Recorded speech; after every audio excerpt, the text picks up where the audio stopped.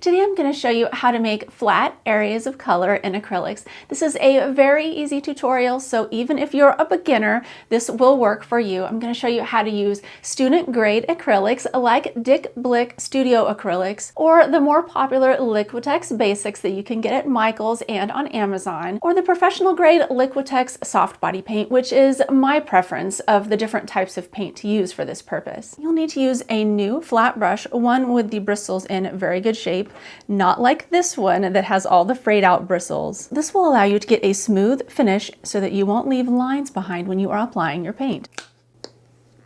We're starting with the student grade acrylics, and what you want to do is get a little bit of paint on your brush and then just start making some nice, very gentle strokes. You can see it's going on in a nice flat way.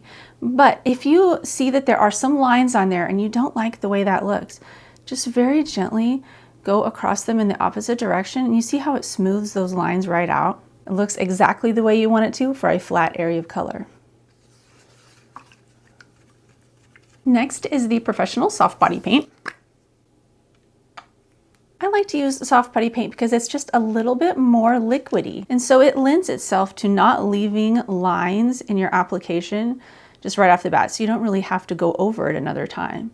You can see just one pass. I didn't have to do the cross-hatching method of blending. And when the professional soft body paint dries, it's likely to look a little more flat and a little more opaque than the student grade acrylics. When applying the professional grade soft body paints, you're going to notice that there is a nice opaque layer of coverage without lines just on your first coat.